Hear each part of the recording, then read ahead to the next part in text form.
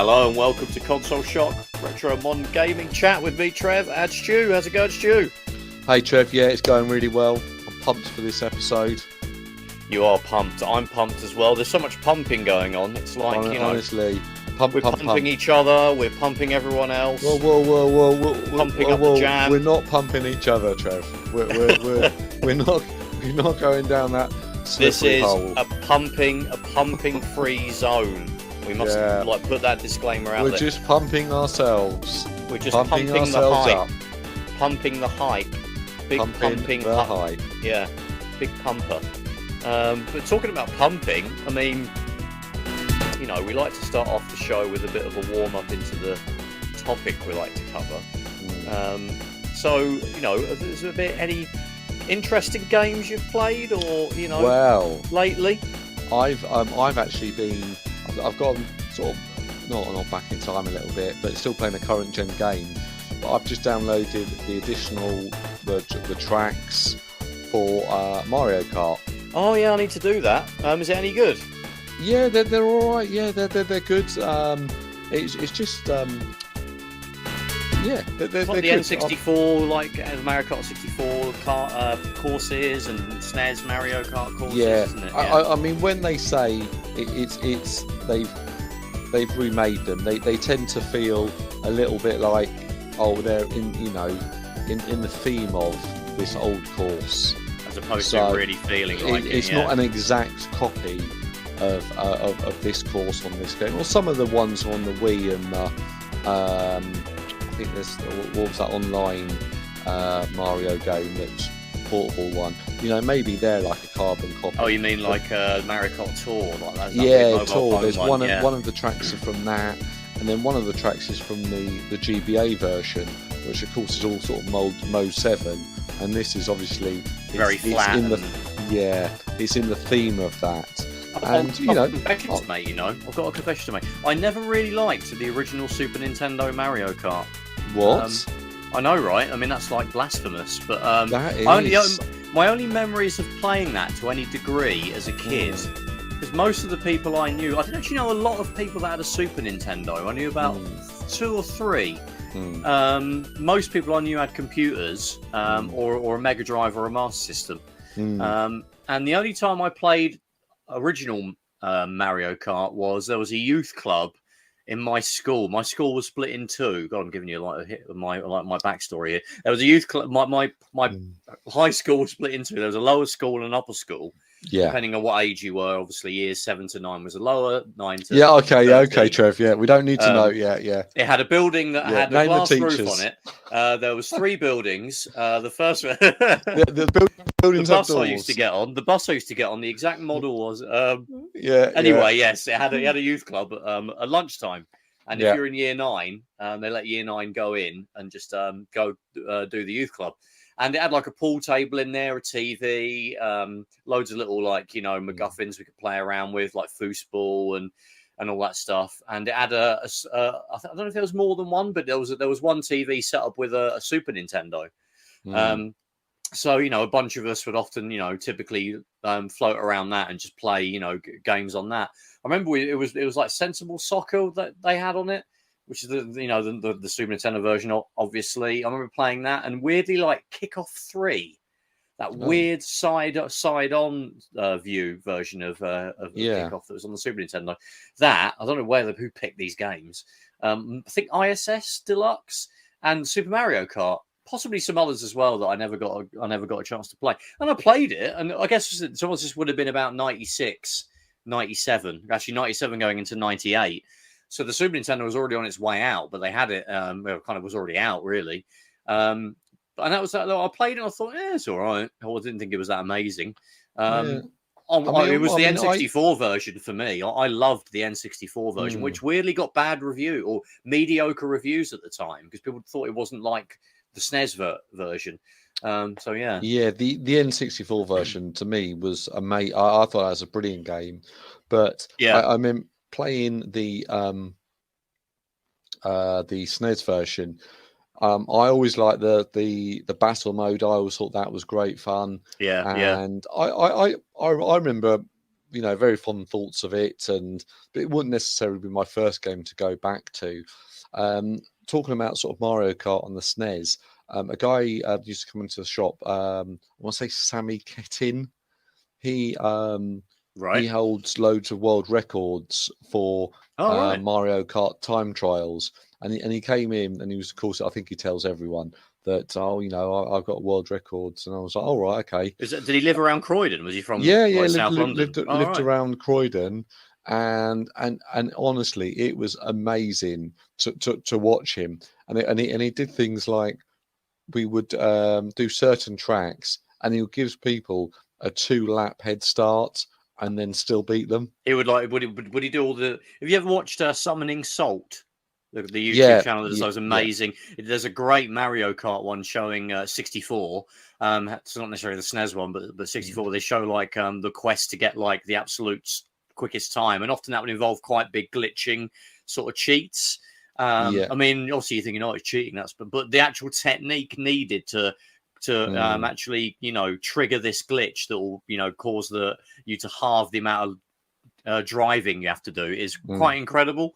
People doing like on like that video, like there was a guy that did it like 10,000 times over the course of a weekend. This one little action. I mean, God, the dedication is insane. I couldn't do it. But you watch those videos, and again with him, he'd get round sort of the track in sort of 12 seconds, and he was on various different tracks.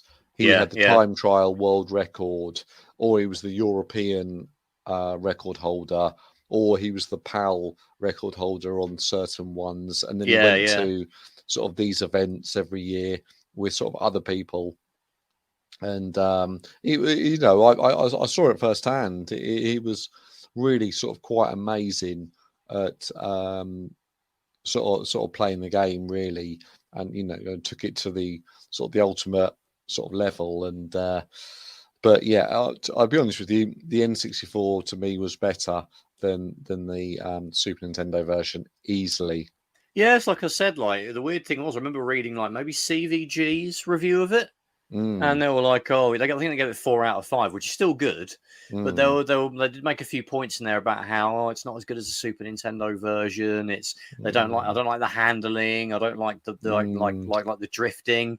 Almost the tracks are kind of being able to go up hills and down hills. It doesn't add anything, so they were very harsh on it. But then that's the same magazine that gave International Superstar Soccer 98 3 out of 5, which is absolutely disgusting. Well, yeah. When everybody else realised that it was one of the greatest sports games ever made. But hey, what do we know? Well, yeah, exactly. But yes, I do need to download that DLC. I've got obviously the online subscription. I would like to try. I mean, there's already some N64 Mario Kart tracks in there. I think probably now you could probably recreate the entire Mario Kart 64 within Mario Kart 8, maybe. I don't know how many of those tracks are in there. I don't know if you're quite close to that yet, but it's worth downloading. And do they go into their own Grand Prix, like a classic Grand Prix that you can campaign? So there's basically 2 more Grand Prix to play. I can't remember the name of them. Grand Prix to play, and each one's got 4 tracks. But I spent the money on it, and ultimately over the next 2 years, every I don't know, 3 or 4 months, then basically 2 more cups will come out, with sort of 8 tracks. So it's going to be a constant. And it's almost it's like getting a new game, really. It's like Mario Kart 9, but I mean, they could have called it that, really. I mean, obviously they would have had to come up with some new stuff, but maybe they could have called it that. I mean, when you think about it, a lot of games, they just plonk the sequel number on it when it probably isn't that much different, really. So I mean, I'll dip in and out of Mario Kart 8. I don't think I've completed every single cup. I've spent quite a few hours on it, but I played it a lot on the Wii U as well. I didn't get as far as I have done with the Switch now, so it wasn't quite as exciting for me when it came out on the Switch because I'd already played it a lot.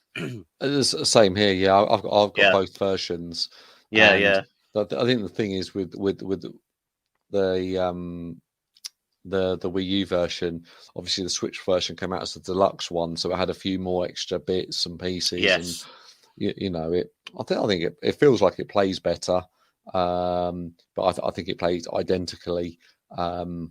I think I've probably said the sort of same thing there, but I think it runs at 1080p on the Switch, sort of 720p on the Wii U, but it feels very, very similar on either systems. But you know, the Switch has got the online, and it had the battle mode in the Switch version. Oh yes, you never got that on the Wii U version, so it's a little bit more to it. Yeah, and that was obviously great on Mario Kart 64. The battle mode with the 3 balloons, and you know, some of the sort of arenas that they made just for that were very cool. The Switch version, they've somehow just made the battle mode boring. I don't know what they've done, or I haven't actually played it online. I think I played Mario Kart 8 on Wii U online, but I haven't tried to play anybody else. Or have you tried the online? It doesn't feel good. No, it's is it like laggy about the N60. Well, no. I mean, it feels fine, but it's more a case of you're just going around, and when you see someone just throw, doesn't feel too much sort of skill around where iconic. So there's so many good maps. You know, there's only 4 for the N64 that you know you could play hours. You know, sort of hiding from people and to a certain extent, so you can obviously see your screen. But there seemed like a little bit more strategy to it. Yes. Maybe the maps don't. There's something about it that it just wasn't for me. And you know, maybe other people like it, but it wasn't really for me. But Trev, what games have you been playing? I sort of went through Dead Space 2.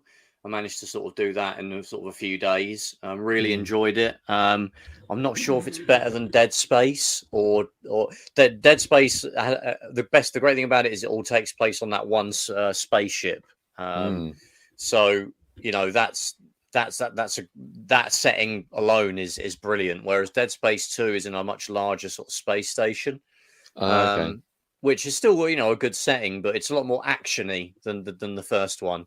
You're getting a lot more human characters and sort of stuff like that, but it's still really good. Some people think that's the best one. And then I started Dead Space 3. And aren't they doing a remake of the first Dead Space? Yeah, they're doing a remake. Like a HD one. Yeah. I mean, it still looks good. I mean, you can play Dead Space on the Xbox series and the Xbox One. You know, they boost up the resolution and everything. I don't know if they've helped the frame rate on those, but they're obviously the 360 versions. But you know, those games still look pretty good. You know, I wasn't looking at them thinking, "Oh my god, look how janky and blocky and terrible they look." They still look really good. Yeah. I'll probably play the remake because obviously it's based on that first game that takes place on the space station. And it is a genuinely scary game. If you turn the lights down, things it can be a bit cheap at times, and there'll be times when I'm dealing with a couple of, they're called necromorphs, sort of flailing like zombie type characters. They sort of, you know, come like absolutely charging at you, making screeching noises.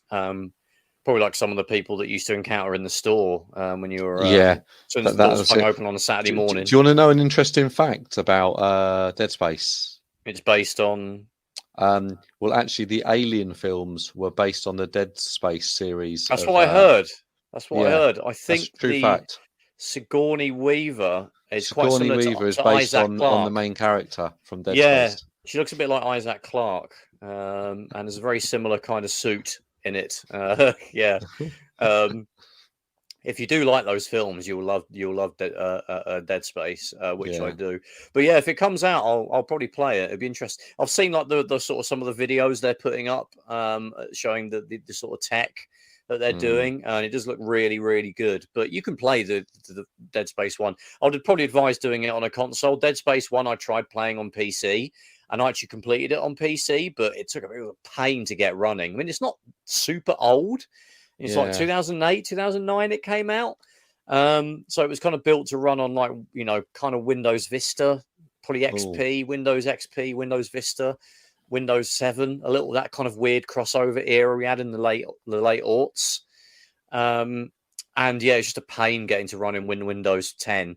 And like if you use a controller to play it, you've got to like edit files in like the and download patches that community made patches to get a controller to work properly. That's the problem with PC gaming.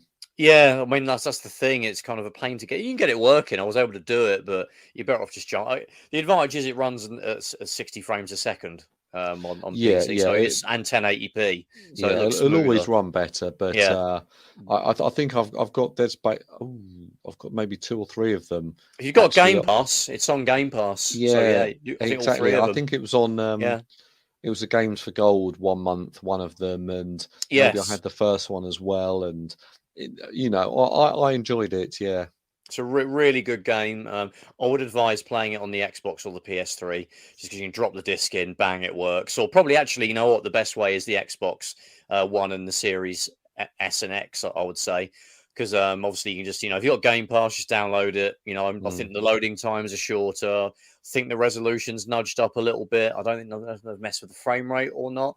But it'll be a better experience. And you can, the Xbox One controller, you can plug the headphones in directly into the controller. And that's the sort of game where having the headphones on and the lights out, just you and the game, is a really great experience. 3, I just started playing 3 and straight away... It started off good, but then I got to the first crafting bench, and I was like, "Oh God, does this mean I've got to I find crafting very, very tedious when it's shoehorned I can't be bothered. into games. Yeah, an RPG, I get it, but even Skyrim and Oblivion, I didn't bother crafting anything. What was it on Fallout? You just had to, collect bolts, and if you collected all these bolts and put things together in an awkward sort of system, you could build better gun, and it was just it doesn't need this. Just give me a shop where I have to collect credits and buy them or something. That's absolutely fine. Yeah. Dead Space had the first 2 games where you just collected power nodes, and there was scattered throughout the game. There was a bench that you could upgrade your equipment on, but it was very straightforward. You just applied power nodes to certain elements of what you're trying to upgrade, like your weapon, to increase the amount of shots, the amount of ammo it can hold, the range of the shots, how quickly you can reload. Really straightforward, and you could just you could build up, and also you can upgrade how many health points you've got. Really easy, really simple. And there was a shop where you could buy the nodes, or you could buy more powerful suits and all that stuff. 3, you've got you've got to gather bits and collect nuts and bolts that are lying on the floor to allow you to add extra little chunks to your weapons, and you've got to work out what kind of path you want the weapon to go down, and it's just I was just like, Jesus. I just want Gears of War. You just find a big gun on the floor. Yeah, exactly. Yeah, for a third-person adventure game, story game. That's probably all you need, isn't it? Really, like Last of Us, they do that as well. They make I've got to add a different barrel to my shotgun, and apparently I can do that with just some gaffer tape, a bottle, and sort of thing. So because I've never seen a review of a game that people have said, "Oh, actually, it needs a bit more crafting." It needs. People always think you've got to add RPGs are the best games. They're the best games. So we need to put elements of that into our just straightforward linear story game. No, we're just okay, a little bit of low key upgrading your gun, cool, or upgrading your health and stamina, but a humongous map of how to build your gun into an Arnold Schwarzenegger like Uzi. You have to go through 20 different menus and buy this and collect that to do it. You spend half an hour doing that, and it's not really a good thing for a game like Dead Space, where it should just be picking up the weapons that are lying around, because the idea is you're supposed to be terrified that and outgunned. Would you not remember that scene from Alien 3 where Sigourney Weaver spent an hour finding all these rare little parts and put together a bazooka? Yeah. Do you not remember that scene? Oh, it's very good. No, scene. She had she started off with a small gun, and she picked up nuts and bolts throughout the film and just attached them. And then at the end, it was like an Uzi, wasn't it? She had. Yeah, that's it. She would just find a random workbench. She just went up to a random workbench that was just out, and she would just somehow know how to how to create like an Uzi out of bottle tops, nuts and bolts, and washers. And it was always safe there. Yeah, exactly. Yeah. That stuff is just I'm not interested in that stuff. No. Like we said before, we're not big RPG fans. Walking simulators. So yeah, I don't really like that stuff being shoehorned in. I'll deal with a low key version of it, which you do have in like Tomb Raider and the sort of recent Tomb Raiders. A little bit, fine. Yeah. Not when it will need me to spend half an hour, like in the crafting menu. No. Yeah. What's your thoughts on the PlayStation Plus, PlayStation Extra, PlayStation Plus Extra Premium? Well, it's definitely an improvement on what they had before. I mean, they always should have combined PlayStation Now into PS Plus, and they've done that. The only disappointing thing is, I was hoping that maybe they would say, they will do what Microsoft do, and their first-party games will launch on there as part of the membership. But it isn't. I mean, I played through Last of Us Part 2 when I was a PlayStation Now member because they put it on there for a couple of months. Yeah. And I just spent a week just like powering through it, and I was able to finish it. And that was me done. I actually cancelled my PlayStation Now membership a couple of months ago because I just wasn't using it. I just don't play PlayStation as much as Xbox these days. Only really if I bought Uncharted 4, I'm going to play that. Last of Us 2. And I've been playing Gran Turismo, but I've been playing Gran Turismo 6 on the PS3. So, and from what I hear, I'm not even sure I'd want to play the new one with all the issues it has. It's got its. I mean it's an improvement, but I'm not going to sign up to it at this point. Yeah, I'm thinking. So I haven't got a PlayStation 5. I've just got a PlayStation 4. Yeah, and for myself, it's I think. I'm never say never, but I do like the idea. It's going to have it's 400 PlayStation 2, PlayStation 1, and PSP games. So it's like, well, actually, that could be quite interesting to sort of delve into. Yeah, that appeals to me. I mean, my favourite PlayStations are really the PS1, 3, and PSP and Vita. So if there was no Vita games, no, there won't. Which doesn't surprise me. And also, PS3 is just going to be streaming. So that's not great. I mean, I would love to be able to play Ridge Racer 7 through a PS4 Pro or something, but it will just feel crap with all the lag. If it's being streamed. I mean, I could just play it on my PS3, but you know what I mean. It would just be a nice thing to be able to do. But so you're going to get it then, or I'm probably not, just because I've almost I found myself with all these subscription service for TVs and video games and stuff. Yeah, I've actually had to. I've cancelled Now TV. I had Sky Sports on, and right. I'm being a little bit more sort of selective about them, because I find that, well, actually, it does sort of add up a little bit. And before it was like, oh well, get rid of satellite and everything's on Netflix, but now it's Netflix and Prime and Disney Plus and Now TV and BritBox. There's so many of these paid for services. And we used to have Sky. I mean, my girlfriend used to work for Sky, and then she got made redundant. Unfortunately, she was able to find something, another job later on. But that obviously meant we had to sort of jack in Sky, because it would have cost us, about 80-90 quid a month. And then we just realised, look, we've got subscriptions to like Netflix and Disney Plus now which comes with my mobile phone. It's fairly cheap. Amazon Prime. I've got a subscription to WWE Network. So we've got so much stuff. The only thing we really miss is probably football, but I watch, and maybe the movies, but there are ways of getting around that. Wink, wink, in terms of the movies. And we often, there's a film we want to see and it's coming out, we'll just go and see it at the cinema. And also, with sport, we watch so much real football that I don't really have a huge desire to watch it on TV. I found myself, because I had the subscription, and and I'm an Arsenal fan, and as you know, I like Charlton as well and a few other teams.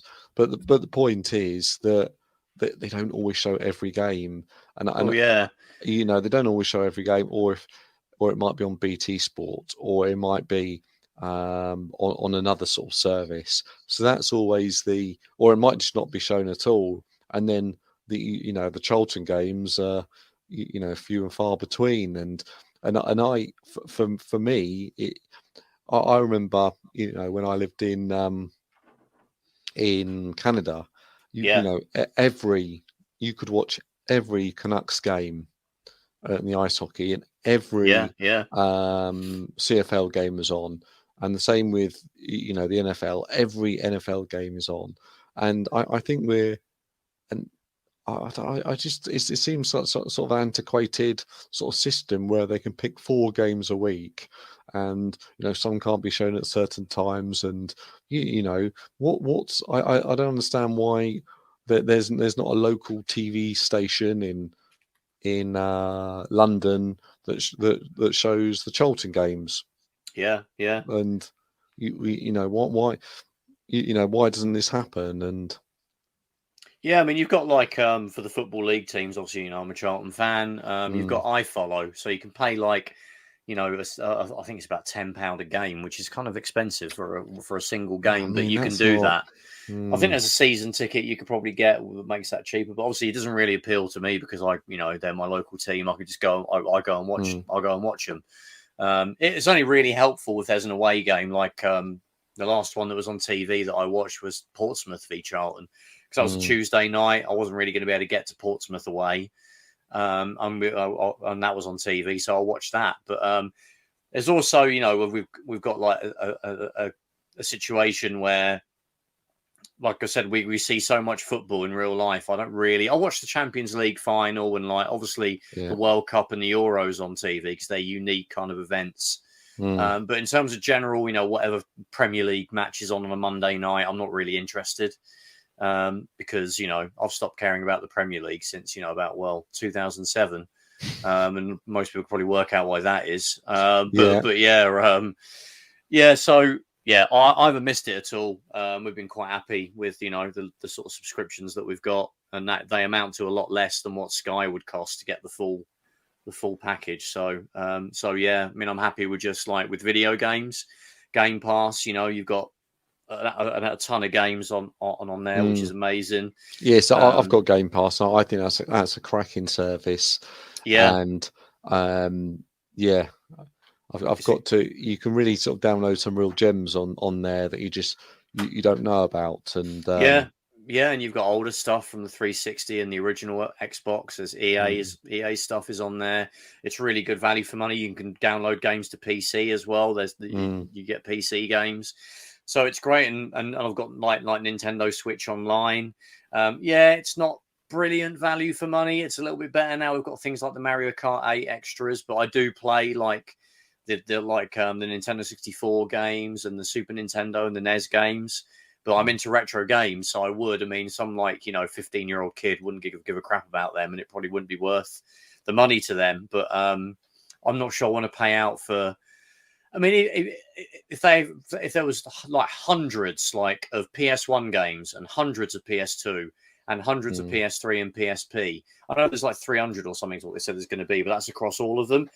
Then I'd be tempted because I would play PS1 games, but again, it's I'm waiting for what was it?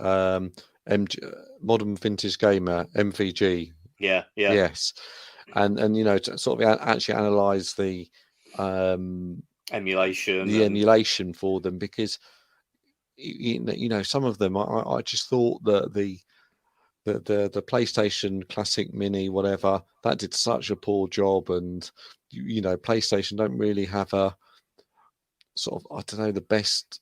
They've got to sort of focus on making it look good on a 50-inch 4K TV. And I'm just worried they've fallen behind with their emulation, haven't they? Behind, I would say. Yeah, they need to and actually go, okay, well, let's not just get these games on there so they're on a list. Let's do it properly, and have these options, and consult with people that are sort of experts on these, so to make sure you don't have the lag and don't have they're somehow clearer, or things like that, or they have the options to put scan lines on, or have borders, or however you want to do it. And I think they just need to get the sort of the service sort of proper. And then if people, if the right choice of games are on there, then I may go for it. Yeah, same here. I'm open to it. But yeah, I mean, it's going to take a lot for them to make me want to make the jump. But anyway, sort of talking about old games, really, what the subject we wanted to sort of touch upon today. Yes. We want to talk about a genre that was, a real staple back in the day of, I would say, probably most prevalent in the 16-bit era, although it was around before then as well and after. Yeah. And that's the shoot 'em up, or SHMUP. Well, Trev, I think you've. I don't know what you're talking about. The 16-bit era. I would actually say the SHMUPs. They were literally in the first generation of video games. Yeah, I mean, you could argue that Space Invaders really would be the first. Asteroids, Space Invaders, Galaga, Galaga, Defender. All of these were, shoot 'em ups, and then they've slowly evolved over time to sort of where they are now, which is kind of a little bit different to how they were originally, but they've still got the same, the same genes, the same. Well, you made a good point, actually. We were talking just before we started recording about how out of all the kind of retro genres, the SHMUP hasn't really seen a big revival compared to, obviously, Metroidvanias and roguelike games, and various sort of 2D pixel style platforming games. I feel like SHMUPs haven't really made that kind of level of comeback. I think we both really love scrolling beat 'em ups, and they've kind of had a bit of a bigger comeback. I would say. So yeah, there hasn't really been. I mean, some of the old series that were like Darius, for example, and Raiden are still getting new sequels. Yeah, and they're kind of the ones that are really keeping it going at the moment, I would say. Well, I mean, there's things like, what was it, Cuphead, maybe? Cuphead. There was a new R-type game, but one of the, when we sort of discussed earlier on today about okay, what subject should we do tonight, and when we talked about SHMUPs, and it was, I remember like the biggest game in the world was Space Invaders. The biggest game in the world was Asteroids, and then when you got to the Master System, one of the best games was R-Type, and then on the Super Nintendo and the Mega Drive, they're all great shoot 'em ups. It was something that was actually, it was almost like one of the top genres of games. Racing games, you had platform games, and you had shoot 'em ups. They were one of the top genres of games, and then slowly they've sort of lost their crown as being one of the top genres of games, and maybe replaced with first-person shooters. Maybe the people that would have played,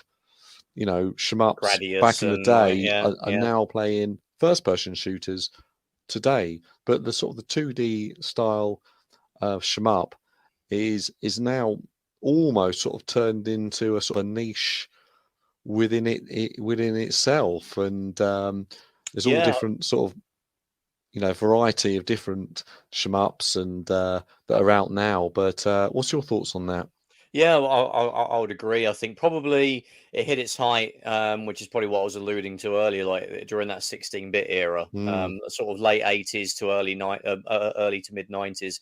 And it was still, there was still, a decent amount of. I think the trouble was when we hit the 32-bit era with like PS1 and Saturn, and then later N64, especially in the West, we were, the people that, I'm not sure if we were as consumers, but the guys in charge were anti anything 2D because they didn't want to make their console look weak. The way to make it look like it was powerful and strong and better than the other guy was to have it, games that push polygons and a 3D and could do all these 3D effects and graphics. Whereas a SHMUP, there wasn't really any scope for that. There are some good examples in that generation, like R-Type, Delta, and G Darius. and Xevious 3D plus G. They're 3 really good PS1. I had the one made by Squaresoft. Ironhander. Yeah. So that's good. I've got that game, and it's almost sort of a 3D, but it's all in sort of the 2D plane. And, yes, yeah. But I think with the point with all of these games, they were extremely niche.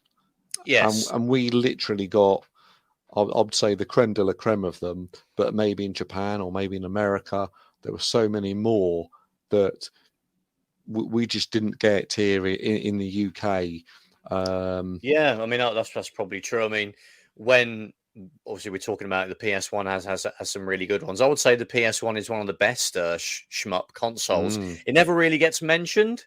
People say, "Oh yeah, it's the Saturn and the PC engine," but the PlayStation's got nearly all of what the Saturn has, apart from like Radiant Silvergun. Really, and a lot that the Saturn didn't get at all. So it's great. I would say it's probably second to the PC engine. There's even an argument to put it ahead of it, because the PS1's a console where you've got compilations of stuff from the 80s and 90s, like Gradius Deluxe Pack, Salamander Deluxe Pack, Parodius, games that they did come out on Super Nintendo and PC Engine, but they often had to be because there were ports, and those consoles weren't quite as powerful as the arcade cabs that ran those games. They'll be cut down, whereas the PlayStation, they were pretty much arcade perfect ports of those games. Even though the PlayStation is not known for being good at 2D, but it could do these games. So I bet there's someone screaming now and saying, "No, the Saturn ports were better. They had a better 2D Dubry." You're probably right. Get the Saturn version. There's a really good there's a good comparison actually. There's John Linneman did an absolutely epic PlayStation launch video, split into 3. You might have seen it. Have you seen that video? I did watch it. Yeah. Yeah, and I think the Japan edition of that, they actually cover Parodius, which was a launch game for the PS1. We got it here as well, but a few months down the line, I think. And they do compare the Saturn and the PlayStation version. I think the Saturn is slightly better because it's slightly better. The resolution is more accurate to the arcade, or actually, is it? It's not accurate to the arcade. It's got horrible slowdown. It's just going to say that. Yeah, I've got that game, and sometimes the slowdown shouldn't make it easier, but it sort of does. I'm quite happy for the slowdown. I'm like, slow down a bit more. Yeah. Konami SHMUPS could be like insanely hard, especially like obviously like Gradius is what most people would think of. But yeah, I mean, the PlayStation's a really good option. With the PS2, you probably got some very niche. This is really when the genre died in the West, I would say. We got like Gradius 5 and R-Type Final. And that was kind of it, really. There was some compilations of like Raiden 3 and 4. On the PlayStation 2, there was actually it had some sort of something castle. It was some sort of 2D shooter. Yeah. And there was another one which they gave a kind of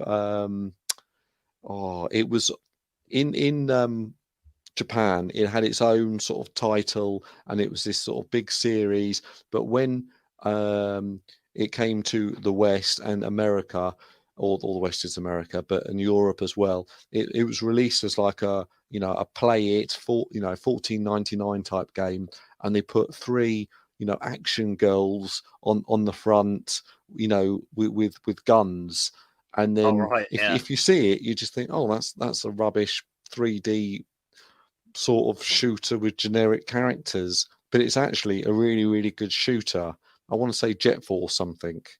I think I might have found it actually. Castle Shikigami. Yeah, that's one, but there's another one. War of the Worlds. Yeah, there's another one with sort Castle of it's got like manga-looking people on the front, anime-looking people. Castle Shikigami 2. There's Mobile Light Force. Mobile Light Force. It's got like Charlie's Angels looking characters on the front. Exactly. So they're kind of hiding the fact that it is actually a real Japanese game, and you look at that and go, you wouldn't even turn it over to see what type of game it is. You could almost tell, but it's not. Yeah. It's actually, in my mind, a really good sort of shooter. And if you ever see it, pick it up. Yeah, I mean, that's a really good shout. I mean, that I would say the PS2 was where it kind of really dropped off, and then when we got to, certainly in the West, it could be a different story in Japan, and when we got to the 360 and the PS3. We got little bits and pieces, like Death Smiles, which is a great shooter. Otomedius Excellent, which is basically a weird sort of version of Gradius, where the ships are played by like anime girls. But it's still actually quite good. Raiden 4 is really good. I love the Raiden games. I would probably say, in terms of my personal favourites, I don't know if you've got a lot of personal favourites yourself, but the shmup is really one of my favourite genres like ever. I think Gradius is probably my favourite. All of them. I mean, like I said, I'm no good at any of them. I'm not saying I'm good at these games at all.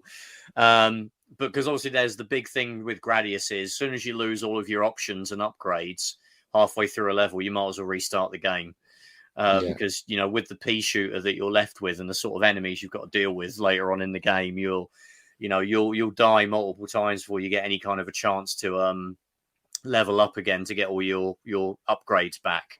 But they're really enjoyable games. I would sort of recommend Gradius 1 and 2. Had quite a few different ports. 2 is probably my favorite. It's got a brilliant soundtrack. They also made it into Dance Dance Revolution, weirdly. There's one track called Burning Heat from the first stage of Gradius 2. Sounds like an 80s, like Rocky theme. It's from the first stage of Gradius 2, which I don't know if you've played it, but it's where there's these giant suns that you're sort of maneuvering between with these like big dragon heads coming out of them. It's the theme for that level, and that's actually made it into Dance Dance Revolution, so you can dance to that if you want. But yeah, that was also a great series. 1 and 2, I think probably best if you want like, a version that came out around the time those arcades were still going.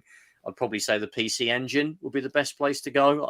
You could even like Gradius 1 on the PC Engine has actually been upgraded over the original arcade game. Oh, really? Yeah, like more colors on screen, better sound. Because I think it came out in 91 on the PC Engine.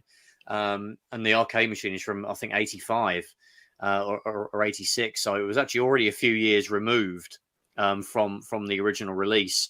And the PC Engine is obviously more powerful than the arcade. So I would definitely give that a go. And Gradius really is, I would say that and Xevious, where, the genre got defined, I would say. I mean, there were some earlier examples like Scramble and Super Cobra.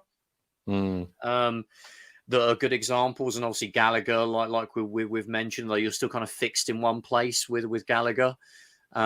Xevious was a lot more like a vertical shmup because you're kind of maneuvering around freely, and then we got to sort of basically Gradius, and then from there, I think all of the Konami sort of the games that are relatives of that, like Parodius, is really good fun. I mean, it is really hard as well, but it's just like it's literally a parody of Gradius where you can play as an octopus, a space octopus, or a woman sitting on a rocket, or the actual Vic Viper from the Gradius games. They're really great as well. Again, lots of different versions. As much as I said, the PC Engine's a good place to go to for a lot of these. Parodius is on the PC Engine as well.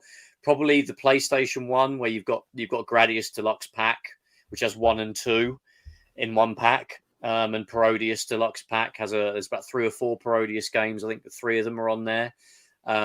Life Force, as we know it over here, Salamander. Oh, yeah. Yeah, most people would probably know Gradius in this country and Life Force or Salamander from the Commodore versions or the Spectrum versions. But yeah, they're really great as well. They've got a different upgrade system to Gradius, but very similar. They flip between horizontal and vertical shoot 'em up kind of modes in the Life Force Salamander games. And again, they've got a deluxe pack on the PS1 and the Saturn. So yeah, just to actually say the Gradius Deluxe Pack and the Parodius one is also on the Saturn. These are all just in Japan though. We didn't get them here. No. Again, probably because they were 2D, and the marketers didn't want that stuff on those consoles. So yeah, Trev, I was always interested in the cave shooters. Oh yes, like things like I think in the UK there was quite a few of them came out on the Xbox 360. I say quite a few, probably 2 or 3 in the UK. So I mean, the ones that sort of came out was Dodonpachi, Akai Katana. I wouldn't say Death Smiles. Yeah, and there was. I'm actually looking on the Wikipedia page, and there's probably about 12 or 13. And I've told this story before, but I'll tell it again. When I went to Japan, sort of 6-7 years ago, I went to this sort of department store. And they had a big sort of video game section, and there's a great big collection of 360 games. So I was like, oh right, brilliant, okay. And then I went to the guy at the counter who happened to be Spanish, and I said to him, "Here's the list of these cave shooters that play on the PAL Xbox 360. Have you got them?" And he was like, "Oh, I love these games," and he was sort of well into them. And he came around the counter and he was chatting to me. And I think English. He had a pretty good English. I had a good conversation with him. Yeah. And he was like, looking through them all. Here's one, or here's one, and you can find others, but not many of them actually played in the PAL region. And I think he found me about 3 of them, and they worked out something like 15 quid each. So and they're all sealed, brand new. They put the sealed games out on the shelf in Japan, because everyone's so honest there. Yeah. And I was like, all right, okay, yeah. Went and bought them, and it actually made my day. And so I've got a few of these games, and I can't tell you what the names are. We got Death Smiles here, I think. We did. Yeah, we got Death Smiles, Akai Katana, and Dodonpachi here. But then I think that they got sort of loads more of them, and obviously loads more on the PlayStation 3 and PlayStation 4 and so on, and it sort of lives on the sort of the Switch now. But that type of game where it's sort of it's obviously the bullet hell game, just because it's so, and you actually look at it, and if you watch a video and you never played one before, you think, fuck, that's impossible. How on earth do you miss all of those bullets? Which actually the all that's got to miss him is the little circle in the middle of the ship. Yeah. So you got to work out how to maneuver around them and things like that. And to be honest, all these games is actually what's frustrating with me. And these goes back to the games, the ones you're talking about, Gradius, Parodius games. I love watching people play them because they're just so good at them. And actually, and I'm awful. And they always have easy, medium, hard, caravan extreme mode, hard, death mode. Yeah, and I'll play it on easy, and then I'll still die plenty. It's still a challenge for me, and I'm not gonna say be proud about it. That they're a real challenge for me. And but I do enjoy playing them, and I love the way that they look and all the detail that goes sort of into sort of the pixel art graphics, and highly recommend it. You've got that wonderful Tate mode, or as Joe from GameSat calls it, Tate mode. Tate. So you can get that full. He always says Tate mode, and I'm never quite sure if it's. He's just trolling everyone, I think. Is it? Oh, that's brilliant. He'd what was it? I've always wanted one of those. And actually have a dedicated screen that I can actually put, in portrait mode and actually see if I'm any better.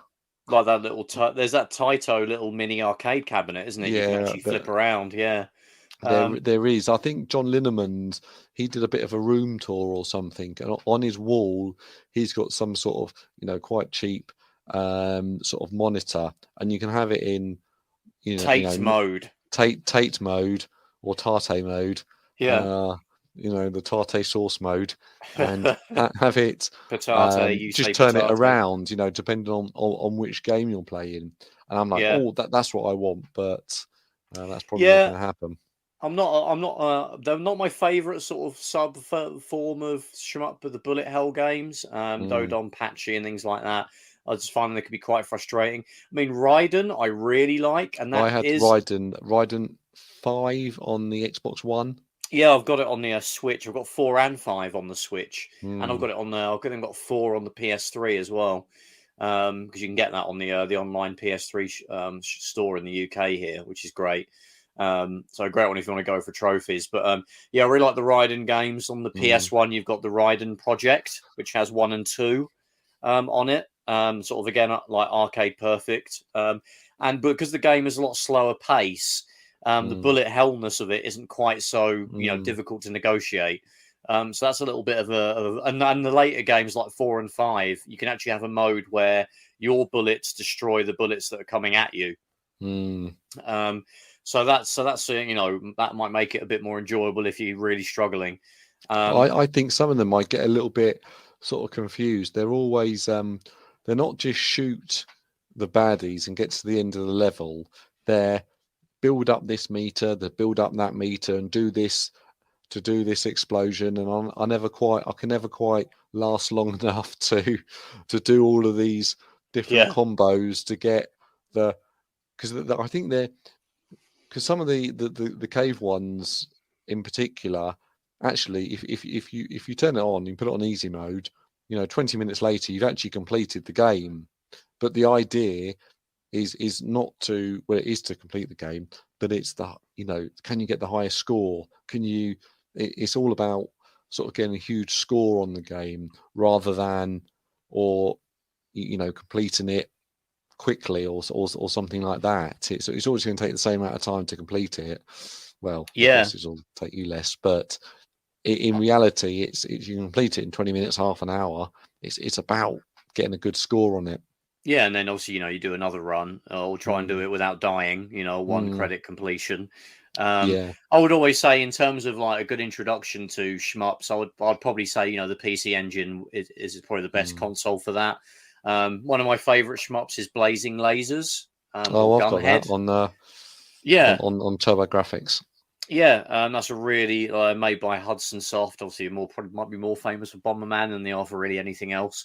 Obviously, Hudson created the PC Engine, hence the Hue card, Hudson card. But yes, the PC Engine Blazing Lasers. It's got a really nice low key difficulty curve. You've got tons of upgrades to keep your ship, well equipped all the way through the various stages. It's not like Gradius where if you die halfway through a level, you might as well restart the game. It isn't like that at all. Really cool weapons that can fill the whole screen with attacks. The enemy attacks aren't coming at you in ginormous bullet hell waves. The pace is pretty good. And it's like that for a lot of shmups on the PC Engine, even something like Lords of Thunder.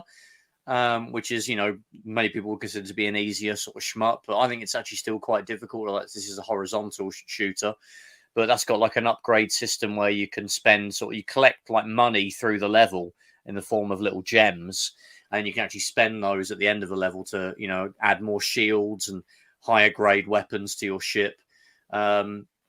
And so that's another really great one that had a Mega CD port as well. Did you ever play Ikaruga on all the various systems it's been out on? Yeah. I've got 60 as well, isn't it? Where that's bullet hell as well. You can download it. I did. I was when I had the shop. This is a funny story. I was sort of playing the game, and I think myself and Dan were playing it, and Malcolm was there. He's watching us playing it. Good old Malcolm. Yeah, Malcolm. And if you listen to Malcolm, legend. Hi, Malcolm. Hi, Malcolm. And anyway, so he was sort of watching us playing. We were talking about it, and then he went home and he had Ikaruga, and he put a video online of him playing it, and he didn't realise he was trying to dodge every bullet on the screen. And he's like the white ones and the black ones. And he was like, oh my God, this game is just like, oh, it's so hard. And it was just, and I was like screaming at the YouTube going, Malcolm, no, collect the white ones. Well, flip your ship and then click the black ones. You just didn't know about the light in the dark sort of gimmick. He wasn't aware of that concept, but was actually doing extremely well by managing to miss everything for a good period of time. So I was like, "Oh, well done, Malcolm."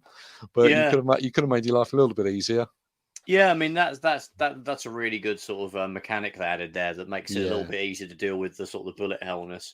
And it's basically, I think that was the sequel to Radiant Silvergun, which is a famous sort of Saturn shmup that you can also get on the 360. So yeah, that's another great one. Also one that is from the PS1 era actually, but got re-released on the Xbox 360 and PS3 is Raystorm. Or Layer Section 2.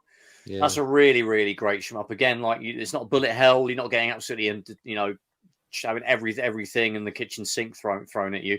It also does get more difficult in the later levels. That's a good one where you can just kind of sit back and kick back and just relax and play. I like shmups because you can kind of have them on, and you can be doing multiple things at once. You can have something on in the telly in the background, and you can just, with a shmup, you just kind of holding down the fire button a lot of the time.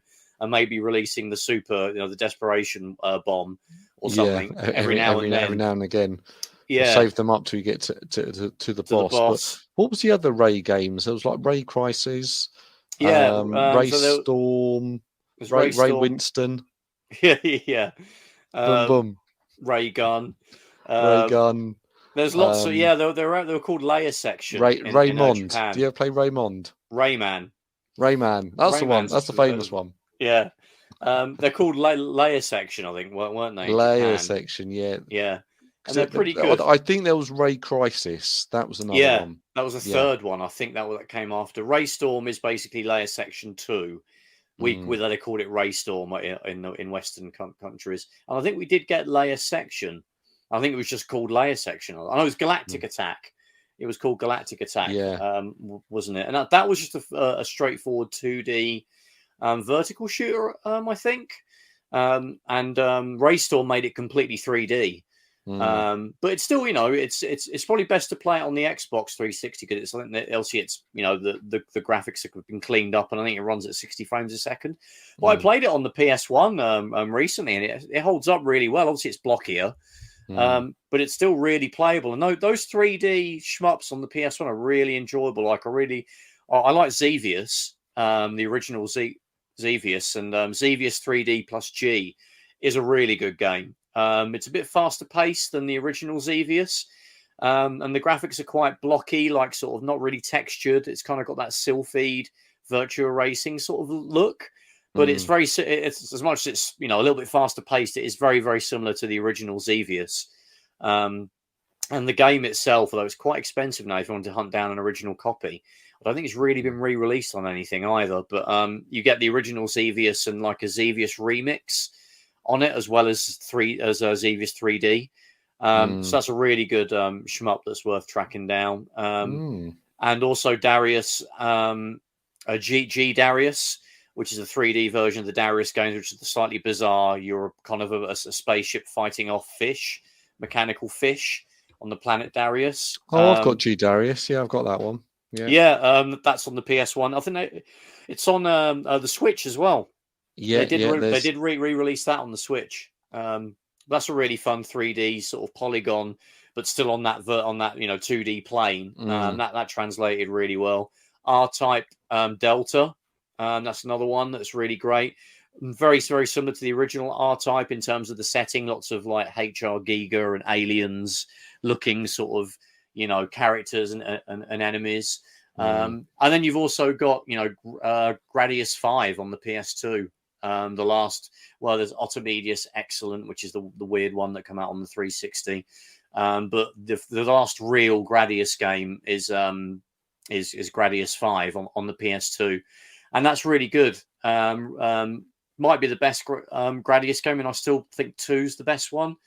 3 and 4, I think that's on the PS2 as well. I think 3 and 4 came in a single compilation. I know 3 came out on the Super Nintendo, but I don't think we got it over here.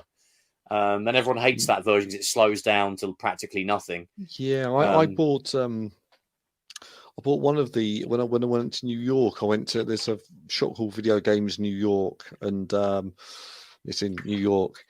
And why is it called Video Games New York? Yeah, I can't remember what they sell. Yeah, video games. Where are they? I've forgotten where they were. They're in New York, Trev. they're in New York. Anyway, I'm sure I brought one of the Gradius. Yes. Games from there. For the PS2. That was on the Super Nintendo, and it was the sort of the more square cartridge. So it was an American one. That'd be 3. I think Gradius 3. I think it was a launch game for the Super Nintendo there. We didn't get it, which is bizarre because we would get other shmups that they wouldn't get. Like they didn't get Parodius, whereas we got it for the Super Nintendo and the PS1 and the Saturn. So probably because there was a lot of shmups on European developed ones, which are honestly a pretty crap. On like the Amiga, I mean, everyone bangs on about Xenon. It is dog shit compared to anything that the Japanese can make. I think you got a lot of the things like Project X and things like that, and you got a sequel on the PlayStation X2. I just bought it recently. Yeah, Project X got a sequel on the PlayStation. Is it any good? It's all right. I played it recently. Again, it says that the European shmups are a lot slower paced. And sort of the bad guys come in nice little pirouetting kind of patterns. I remember I bought when I was about, I don't know, 13 or something. I bought Shoot 'em Up construction kit for the Amiga. Yeah, and you basically made the background, you made sprites, and I think that's all. And then you could sort of you make your own games up, and then once you realize you can do that, and then you played other games, you realize that it's just been made on Shoot 'em Up construction kit, and there's so many Amiga games that were actually made on that. Maybe what was it, PD games, public domain games and stuff, and but that was always good fun and a little bit creative. It didn't have a fair few amount of shmups on the Amiga, like Blood Money and obviously Xenon and Xenon 2. But I would love to have seen some of those Japanese games ported over to the Amiga. I would think it could handle them. Like, I guess we got Gradius on like the Commodore 64, so maybe they felt there was no point in bringing it to the Amiga. But you would have done an arcade perfect port of that. Probably all the first 4 you could have done. Raiden could have got a good version.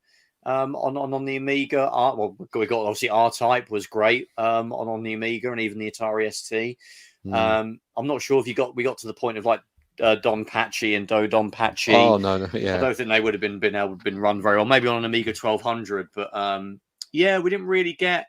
But then you would need Japanese developers to developing Amiga games, or at least Western ones to be willing to port them.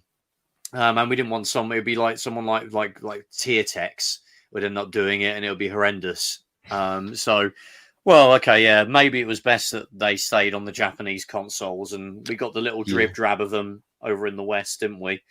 But to finish off, what would you say? I already said sort of my favourite would be the Gradius series. What would you say is your favourite? My favourite is in my collection of games, the one of the crown jewels is probably not worth the most, but I've always liked Do Don Pachi on the Sega Saturn. That's just amazing, sort of fast paced sort of 2D graphics, and I want to say as well. Yeah, but just putting it out there, everyone's going to be angry. Most of these are on the PlayStation. Yeah, but they're better on the Saturn. We've got to put that disclaimer in, and so I probably enjoyed that. And Ikaruga, I never really liked Radiant Silvergun. I didn't like it was just boss battles basically. Yeah, I'm not a big fan of that. Put me off it. Yeah, I get that there's obviously a lot of appeal with boss battles because they're obviously spectacular, but also like you kind of have a sword sort of weapon, don't you, that you have to constantly use to get the ones that come near you. I just kind of want to. It's probably boring, but I just want to hold a fire button down and maybe deploy a bomb. That's kind of it, really. 100%. And one of the games last point. Sure. One of the games I've always wanted to play or own is Battle Galaga. Yes, Battle Galaga, yeah. And that's just like, I think obviously if you want to get on the Saturn, it is £200-300 or more. I don't know. It's a lot of money. I don't keep an eye on it, but you can get it on the PlayStation 4, and I wouldn't mind picking that up as well.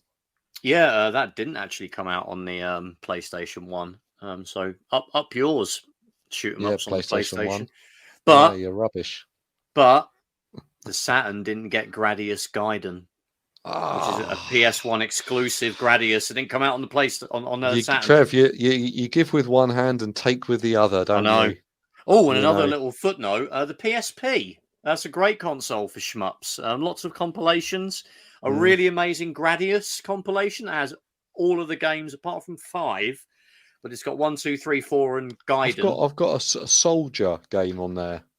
There's obviously I mentioned Blazing Lasers. That's kind of part of the soldier, the Superstar Soldier kind of. That's it. Family. I've got that on the PSP, and you can actually turn it around and play it in Tate mode. Yeah. Tate mode. Tate mode. Which is great about I think actually the Switch is pretty good for shmups, and obviously you can do a bit of Tate mode with that. But yeah, PSP. One last thing. Last thing. The iPad is very good for shoot 'em ups because you control your ship with your finger. And it's that does actually work. That's actually a genre where it translates well. Yeah. Oh, sorry. Justine's doing exercises in the living room. It's got really loud. I thought someone's coming through the door. Oh, right. But anyway, yeah. On the iPad, playing something like Dodonpachi, you can get those and you sort of control them with your finger. So it's actually quite easy to sort of miss them all. It's actually on there. Actual Dodonpachi is actually on there on the iPad, yeah. Is it like the original arcade, or is it like a new weird remake or something? Well, some cave shooters. I have to admit, I do get a bit confused with the names, but they're on the iPad. Quite a few of them. I'm searching my phone now, so. Oh, cool. We'll look out for that then. So yeah, PSP, great console. Get really good compilations of shmups as a Star Soldier. Shmup collection, Salamander collection, Gradius. The Gradius one we got in the UK as well, so you can pick that up here.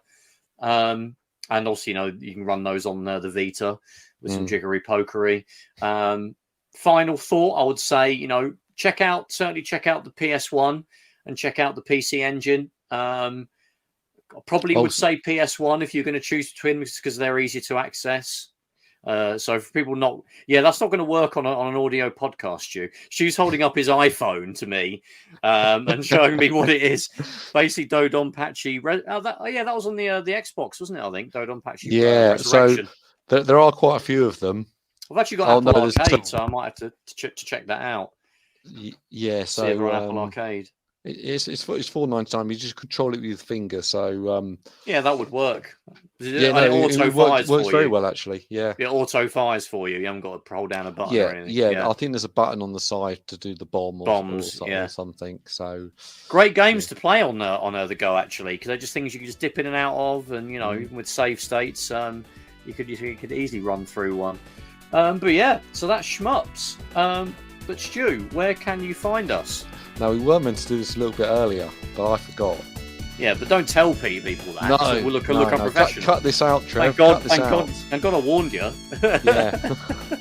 Okay, so you can find us on Twitter under Console Shock, and you can find us on Facebook, Console Shock, under YouTube, Console Shock, and any of the podcast clients. I think we're on pretty much all of them. So Spotify, Stitcher, iTunes Podcasts or Apple Podcasts, and then I think on Google Podcasts. So anywhere where you want to find us, you can download the podcast on us. More casts than the Dreamcast. It didn't really work, did it? Anyway, thanks everybody for watching. Hope you enjoyed it, and we will catch you in the next one. See you later. Take it easy, guys. Bye-bye.